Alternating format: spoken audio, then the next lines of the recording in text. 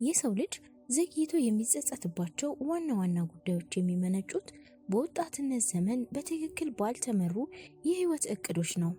እነዚህ ጸጸቶች ብዙውን ጊዜ የፋይናንስን ወይንም የሙያ ስኬትን ብቻ ሳይሆን ግላዊ ግንኙነቶችን፣ ጤንነትን እና ያልተገለጡ ማንነቶችን ይመለከታሉ።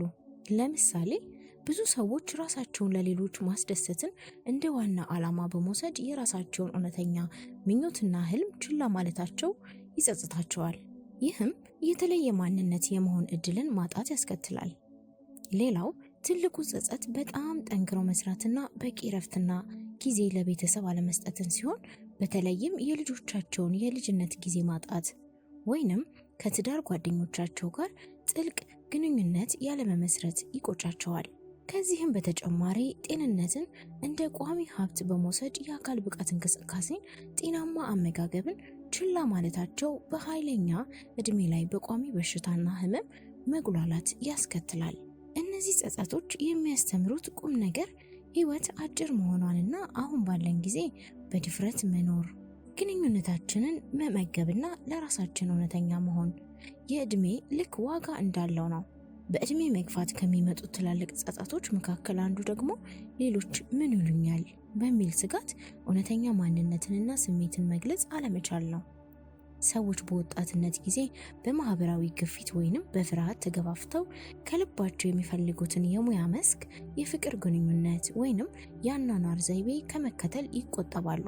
ይህ ራስን የመግለጽ ነፃነትን የመገደብ ልማድ ከጊዜ በኋላ ያልተነገሩ ቃላት፣ ያልተወሰዱ አደጋዎችና ያልተሞከሩ እድሎች ሆነው ይመዘገባሉ። በኃይለኛ እድሜ ላይ ሆነን ወደ ኋላ ስንመለከት ብዙውን ጊዜ የምንጸጸተው በሰራነው ስህተት ሳይሆን በፍርሃት ምክንያት ባልሰራነው ነገር ነው። ስለዚህ ህይወት የምታስተላልፈው ትምህርት እውነተኛ ማንነታችንን በድፍረትና በቅንነት መኖርና ለሌሎች አስተያየት ከልክ ያለፈ ዋጋ አለመስጠት መሆኑን ነው። በ40ዎቹና በ50ዎቹ እድሜ ውስጥ ሰዎች ስራን፣ መኖሪያ ቤትን ወይንም የረጅም ጊዜ ግንኙነትን የመለወጥ አደጋን መውሰድ ይፈራሉ። ይህ ለአደጋ የማጋለጥ የአኗኗር ዘይቤ በወቅቱ የደህንነት ስሜት ቢሰጥም ከዓመታት በኋላ ግን ያልተሞከሩ እድሎችንና ያለፈ አቅም ሆኖ ይቆጫል። ህይወት የምታስተምረን ትምህርት እድገት የሚመጣው ከአደጋ ስሌትና ከምቾት ውጪ መሆኑን ነው። ብዙዎች ሲጸጸቱ ለምን በእድሜ ቀደም ብዬ አልጀመርኩም ወይም ለምን ራሴን የመግፋት ድፍረት አጣው በማለት ነው። ስለዚህ ለተሟላ ህይወት አሁን ባለን እድሜ የመማርና የመለወጥ ችሎታችንን ተጠቅመን በድፍረት መጓዝ አስተዋይነት ነው። በወጣትነት ጊዜ ትኩረታችንን በገንዘብና በቁሳዊ ሀብት ላይ እናደርጋለን። ነገር ግን የህይወት ውጣ ውረዶች እንደ ኪሳራ፣ ህመም ወይም ሞት ሲገጥሙን በሰከነ መንፈስና በመረጋጋት ለመቋቋም የሚያስችለውን የውስጥ ጥንካሬ አናዘጋጅም ነበር። ይህ ማለት የአእምሮ ጤንነትን ችላ ማለት፣ የፍርሃትን ስሜት መደበቅ እና ርህራሄን እንደ ድክመት መመልከት ማለት ነው። በእድሜ መግፋት ሰዎች የሚገነዘቡት እውነተኛ ሀብት የውስጣቸው ሰላምና ችግሮችን የመጋፈጥ ችሎታ መሆኑን ነው። ይህንን መርህ ችላ ማለት የህይወትን ሁለተኛ አጋማሽ በጭንቀት በብቸኝነትና በስሜታዊ ድካም መምራት ማለት ነው። በእድሜ መግፋት ከሚመጡት ጥልቅ ጸጸቶች አንዱ ህይወትን በአጋጣሚና ያለ ግልጽ ዓላማ ፐርፐዝ መምራት ነው። ብዙ ሰዎች በትምህርት በስራና በግንኙነት ምርጫቸው ማህበራዊ ደንቦችን በመከተል ወይንም የሌሎችን ምኞት በማርካት ይጓዛሉ። ሆኖም ወደ ኋላኛው የህይወት ምዕራፍ ሲደርሱ ይህ ህይወት የኔ ነው ወይ የሚል ጥያቄ ይመጣና ትልቅ ባዶነት ይፈጥራል። ይህ ጸጸት የሚነሳው የግል እሴቶቻችንን በጊዜው መለየት አለመቻል እንዲሁም የህይወትን ዋና ጉልበት ለማይጠቀሙ ተግባራት መዋል ነው። ህይወት የሚያስተምረን ትምህርት ጊዜን በዓላማና በእውነተኛ ፍላጎት መምራት፣ ለራሳቸው ማንነት መወሰንና የሌሎችን ተስፋ ከማሟላት ይልቅ የኛን ልዩ አስተዋጽኦ መፈለግ ትልቁ የነፃነት መንገድ መሆኑን ነው። ብዙ ሰዎች ደስታን የሚያዩት ከትልቅ ስኬት ወይንም ክስተት በኋላ የሚመጣ እንደሆነ ነው። በዚህ አስተሳሰብ አእምሯችን ሁልጊዜ ወደፊት በሚገኘው ግብ ላይ ብቻ ትኩረት በማድረግ በአሁኑ ቅጽበት ባለው ነገር ደስተኛ መሆንን ይረሳል። በእድሜ መግፋት ሰዎች የሚገነዘቡት እውነተኛው ህይወት የተገነባው በትናንሽ በተደጋጋሚና በማይደነቁ የዕለት ተዕለት ጊዜያዊ መሆኑን ነው። ከቤተሰብ ጋር መሳቅ፣ ንጹህ አየር መተንፈስ፣ ጥሩ ቡና መጠጣት፣ እነዚህ ጊዜያት ሙሉ በሙሉ በንቃት አለመቀበልና ለነሱ ምስጋና አለማቅረብ ትልቅ ጸጸት ያስከትላል። ትምህርቱ በአሁኑ ጊዜ የመኖር ማይንድፉልነስ ልምድን በማዳበር የህይወትን ውበት በየቀኑና በትንሹ መቅመስ ነው። በወጣትነት ጊዜ ሰዎች የስራ ስኬት፣ የገንዘብ ማፍራት ወይንም ሌላ ውጫዊ ስኬት ለማግኘት በሚጣጣሩበት ወቅት ቋሚ ጭንቀትን፣ ፍርሃትንና ያለመተማመን ስሜትን ለመቋቋም የሚያስችል የውስጥ መዋቅር አይገነቡም። ይህ ማለት ለስሜታዊ ፈውስ ጊዜ አለመስጠት፣ የአእምሮ ጤና ባለሙያዎችን ድጋፍ አለመፈለግ ወይንም ንቁ የጭንቀት የመቆጣጠሪያ ዘዴዎችን አለመልመድ ማለት ነው። በኃይለኛ እድሜ ላይ ይህ ችላ የተባለ የስሜታዊ ጤንነት ጉዳይ ወደ ድብርት፣ ብቸኝነትና ከቤተሰብ ጋር መግባባት ማጣት ይመራል። ህይወት የሚያስተምረው ትምህርት የአእምሮ ሰላም ከማንኛውም ቁሳዊ ሀብት የበለጠ ዋጋ ያለው ኢንቨስትመንት መሆኑን ነው። ሌላው ትልቅ ጸጸት የሚያስከትለው ነገር በፍርሃት ወይንም ግጭትን በመፍራት ምክንያት እውነተኛ ስሜትን ወይንም አስተያየትን መደበቅ ነው። ይህ ልማድ የቅርብ ግንኙነቶችን ያበላሻል። ለምሳሌ የትዳር ጓደኛን፣ ወዳጆችን ወይንም የሥራ ባልደረባን ላለማስከፋት ስንል ለረጅም ጊዜ ዝምታን መምረጥ የውስጥ ምሬትንና ቂምን ይፈጥራል። በእድሜ መግፋት ሰዎች የሚገነዘቡት ጊዜ ያለፈበት ዝምታ ምን ያህል እውነተኛ የመግባባት እድሎችን እንዳሳጣናቸው ነው። ጸጸቱ የሚመጣው በግጭት ምክንያት ሳይሆን ግጭትን በመፍራት ግንኙነቶችን በውሸት ሰላም መምራት በመምረጥ ነው። ትምህርቱ ሐቀኝነትንና ርህራሄ እውነተኛና ዘላቂ ግንኙነቶችን ለመገንባት ቁልፍ መሳሪያዎች መሆናቸው ነው። በወጣትነት ጊዜ ትኩረት የሚደረገው በሙያ ስኬት ወይንም በቤተሰብ መመስረት ላይ በመሆኑ ልዩና ትርጉም ያላቸውን ጓደኞችን ለመመገብ ጊዜና ጉልበትን ያጎላል። ከዓመታት በኋላ ግን የሥራ ባልደረቦች ሲለያዩ ወይንም ልጆች ቤታቸውን ለቀው ሲሄዱ ሰዎች እውነተኛ ስሜታዊ ድጋፍ የሚሰጥ የጓደኝነት አውታር እንደሌላቸው ይገነዘባሉ። ይህ ጸጸት የሚያስተምረው ትምህርት የሰው ልጅ ማህበራዊ ፍጡር መሆኑንና ጤናማና ዘላቂ ወዳጆችን ለደስታና ለብቸኝነት መቋቋሚያ ወሳኝ የስሜታዊ ሀብት መሆናቸውን ነው። የእድሜ መግፋት ሰላም በአብዛኛውን የሚመካው በአካባቢው ባሉ ሰዎች ጥራት እንጂ በቁጥር አይደለም። ሌላው የሚቆጨን ነገር ከመጠን በላይ የማሰብ ኦቨርቲንኪንግ እና ሰላምን ማደፍረስ ልማድን አለመተው ነው። ብዙ ሰዎች ህይወታቸውን የሚያሳልፉት ባለፈው ስህተት በመቆጨት ወይንም ስለ ወደፊት በመጨነቅና በመስጋት ነው። ይህ ልማድ አእምሮን ከማያቋርጥ የውስጥ ትችትና ጫጫታ ነፃ አያደርግም። በእድሜ መግፋት ሰዎች የሚገነዘቡት አብዛኛዎች የፈሯቸው ነገሮች ፈጽሞ እንዳልተከሰቱ ነው። ጸጸቱ የሚመጣው በእነዚያ ሁሉ ዓመታት በአሁኑ ቅጽበት ሰላምን ማጣታቸው ነው። ህይወት የሚያስተምረው ትምህርት የአእምሮ ዝምታን ሜንታል ስቲልነስ እና አሁን ባለው ጊዜ ላይ ብቻ ትኩረት ማድረግ ከማንኛውም ጭንቀት የሚከላከል የመጨረሻው መሳሪያ መሆኑን ነው። የቤተሰብ አባላት ያለፉ ታሪኮች፣ ልምዶችና ከባድ የህይወት ውሳኔዎች እንደ አሰልቺ ወይንም አግባብነት የሌላቸው ተደርገው ይታያሉ። ሆኖም ከዓመታት በኋላ የቤተሰብ ሽማግሌዎች ሲያልፉ የእነርሱ ዕውቅና የግል ታሪኮች ለዘላለም ይጠፋሉ። ይህ ጸጸት የሚመጣው የስር መሰረትንና የማንነትን መሰረት መረዳት ባለመቻል ህይወት የሚያስተምረው ትምህርት እኛ ያለነው ከትልቅ የታሪክ ሰንሰለት የተነሳ መሆኑን ነው። ስለዚህ ጊዜን ወስዶ የቤተሰብን ታሪክ መመዝገብ፣ ጥበባቸውን መቅዳትና የተላለፉ ስህተቶችን መማር ለሚቀጥሉት ትውልዶች ከማንኛውም ቁሳዊ ሀብት የሚዘልቅ ስጦታ ነው። ብዙ ሰዎች እድገትን የሚመለከቱት በሙያዊ እድገትና በደረጃ መውጣት ብቻ ነው። በዚህ ሂደት ስለ ኮከብ ሳይንስ፣ ታሪክ፣ ስዕል ወይንም አዲስ ባህል ያሉ ለአእምሮአችን ነፋስ የሚያስፈልጉ ነገሮች መማር ያቆማሉ። በእድሜ መግፋት ሙያዊ ትኩረት ሲቀንስ እነዚህ ሰፊ እውቀቶች የህይወትን ጥራትን፣ ትርጉምን የሚጨምሩ ዋና ምንጮች መሆናቸውን ይገነዘባሉ። ትምህርቱ አእምሮን እንደ ጡንቻ ሁልጊዜም በአዲስና አስደሳች በሆነ እውቀት ማሰልጠን ለኃይለኛው የህይወት ዘመን አእምሯዊ ደስታና እርካታ ወሳኝ መሆኑን ነው።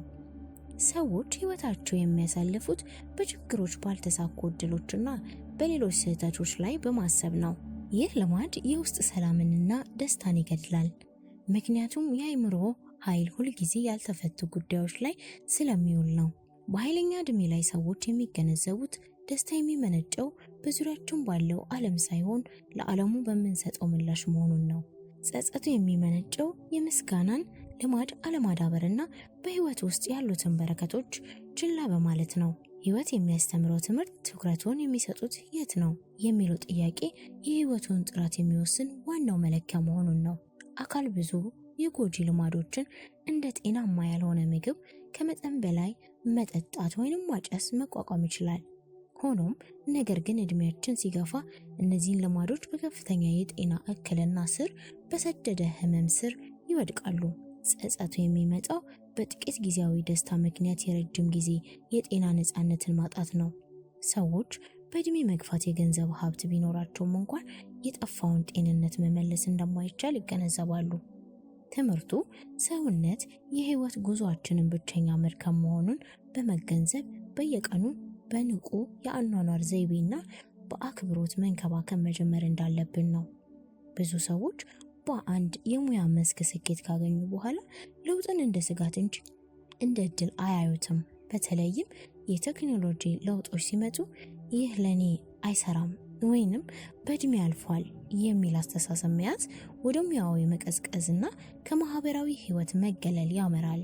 ይህ ጸጸት የሚያስተምረው ትምህርት አእምሮን እንደ ጡንቻ ሁልጊዜም በአዲስነትና በተለያዩ እውቀቶች ማሰልጠን ለኃይለኛው የህይወት ዘመን አእምሯዊ ብቃትና ደስታ ወሳኝ መሆኑን ነው። አዲስ ነገር ለመማር ዝግጁ መሆን የህይወትን ጉዞ አስደሳችና ተስፋ የተሞላ ያደርገዋል። ሰዎች የተጎዱበትን ሁኔታ በመራርነትና በቁጣ ለረጅም ጊዜ ይዘው ይጓዛሉ። ይህ ደግሞ ግንኙነታቸውን ያበላሻል፣ የውስጥ ሰላምን ይነፍጋል፣ እንዲሁም የስሜታዊ ጤንነትን ያዳክማል። በእድሜ መግፋት ይቅርታ ባለመስጠታቸው ምክንያት ከወዳጅ ዘመድ ጋር የነበራቸውን የመግባባት የመጨረሻ እድል ማጣት በጣም ያስቆጫቸዋል። ጸጸቱ የሚመነጨው ይቅርታን ለሌላው ሰው እንደ ስጦታ ሳይሆን ለራስ እንደ ስሜታዊ ነፃነት አለመውሰዳቸው ነው። ህይወት የሚያስተምረው ትምህርት ቂምን መተው የአሁኑን ህይወት ከዚያኛው የጭንቀት ሰንሰለት ነፃ የሚያወጣ የመጨረሻውና ወሳኙ ተግባር መሆኑን ነው። ገንዘብን ለመዝናኛ ለጊዜያዊ ፍላጎቶች መዋል ቀላል ይመስላል። ሆኖም ጊዜያቶች ከሄዱ በኋላ ለጡረታ አለመቆጠብ ወይንም ዕዳን አለመቀነስ የሚያስከትለው ጉዳት በከፍተኛ ሁኔታ ይገለጣል። ጸጸቱ የሚመጣው በኃይለኛ ዕድሜ ላይ በአስገዳጅ ስራ መጣበቅ ወይንም በገንዘብ ምክንያት ከቤተሰብ ጋር ያለው ጥራት ያለው ጊዜ ማጣት ነው። ህይወት የሚያስተምረው ትምህርት ፋይናንስን የህይወት ምርጫዎችን የመወሰን ኃይል መሆኑን ነው። ገንዘብን እንደ መሳሪያ በመጠቀም የስራን ምርጫ፣ እረፍትንና የእርጅና ጊዜ በነፃነት በክብር መምራት እንደሚቻል አለመገንዘብ ትልቅ ጸጸት ያስከትላል። ሌላው የሚቆጨን ነገር የውስጣችንን ድምፅ ችላ ማለታችን ነው። ብዙ ሰዎች በህይወታቸው ውስጥ ወሳኝ ውሳኔዎችን ሲወስኑ እንደ ትዳር፣ የስራ ለውጥ ወይንም ንግድ መጀመር በውጫዊ ምክንያቶች፣ በገንዘብ፣ በቤተሰብ ግፊት ወይንም በማህበራዊ እውቅና ይመራሉ። ሆኖም የውስጣችን ድምፅ አንድ ነገር ትክክል እንዳልሆነ ወይንም የተሻለ መንገድ እንዳለ በተደጋጋሚ ይነግረናል። ይህንን ድምፅ ችላ ማለታችን በኃይለኛ ዕድሜ ላይ ከመጀመሪያውኑ ልቤ ነግሮኝ ነበር በሚል ጸጸት እንድንዋጥ ያደርገናል። ህይወት የሚያስተምረው ትምህርት አንጀት የሚሰማን ነገር ብዙውን ጊዜ በጣም ታማኝ መመሪያ መሆኑን ነው። የውስጥ ድምጻችንን ማዳመጥ ከራሳችን ጋር ባለን ግንኙነት ውስጥ የታማኝነትንና የድፍረት ምልክትን ነው። ረጅም ሰዓት መቀመጥ ወይንም የተሳሳተ አቋም ብዙም ጎጂ ላይ መስለን ይችላል። ሆኖም እነዚህ ልማዶች በከፍተኛ የጀርባ ህመም፣ በመገጣጠሚያ ችግሮችና በእንቅስቃሴ ገደቦች ከጊዜያት በኋላ ይመለሳሉ። ጸጸቱ የሚመጣው በጥቂት የዕለት ተዕለት ልምምዶች እንደ መለጠጥ ወይንም ዮጋ ሊያስተካክለው የሚችለውን ችግር በዘላቂ ህመም መክፈል ነው። ህይወት የሚያስተምረው ትምህርት የአካላችንን ጥራት የህይወታችንን አጠቃላይ ጥራት እንደሚወስን ነው። የሰውነትን ማስተካከያ መንገዶች ችላ ማለት በኃይለኛ ዕድሜ ላይ የእንቅስቃሴ ነፃነትን ማጣት ማለት ነው። ሰዎች ትኩረታቸውን የሚያደርጉት በጎደለው ነገር፣ በጎደለው ገንዘብ፣ ባልተሳካው ግብ ወይንም ባጡት ግንኙነት ላይ ነው። ይህ አስተሳሰብ አይምሯችንን በቋሚ እጦትና አለመርካት ስሜት ውስጥ እንዲኖር ያደርጋል። በእድሜ መግፋት ሰዎች የሚገነዘቡት እውነተኛ ደስታ የሚመነጨው ባለው ነገር ደስታን መፍጠር እንጂ ሁሉንም ነገር ከማግኘት አለመሆኑን ነው። ጸጸቱ የሚመጣው ለብዙ ዓመታት በጥሩ ጤና፣ በቤተሰብ ድጋፍና በእድል የተገኙ በረከቶችን በንቃት አለመድነቅ ነው። የሥራ ጫናና የቤተሰብ ኃላፊነት የግል የፈጠራ ምኞቶችን ለማፈን እንደ ምክንያት ያገለግላሉ። ይህ ማለት ስዕል መሳል፣ መጻፍ፣ የአትክልት ሥራ ወይንም ሙዚቃ መጫወት ያሉ ለአይምሮ ሰላምና ለግል እርካታ ወሳኙ የሆኑ ተግባራትን መተው ማለት ነው። በኃይለኛ ዕድሜ ላይ የሥራና የቤተሰብ ኃላፊነቶችን ሲቀንሱ ሰዎች ሕይወታቸውን በደስታና ትርጉም ለመሙላት የሚያስችላቸውን የግል ፍላጎቶችንና ችሎታ እንደሌላቸው ይገነዘባሉ። በሕይወታቸው የሚመጣው ጸጸት በአንድ ግዙፍ ስህተት ሳይሆን በወጣትነት ጊዜ ችላ በተባሉ ትናንሽና በተደጋጋሚ ምርጫዎች ክምችት ነው። ሕይወትን በትክክል መምራት ማለት ከሌሎች እይታ ነፃ በመሆን የራስን ዓላማ መከተል፣ የጤንነትንና የስሜታዊ ሰላምን ማስቀደምና እውነተኛ ማንነትን በድፍረት መግለጽ ነው። ሰዎች ብዙውን ጊዜ የሚጸጸቱት በሰራነው ስህተት ሳይሆን በፍርሃትና በማህበራዊ ግፊት ምክንያት ባልሰራነው ነገር ነው።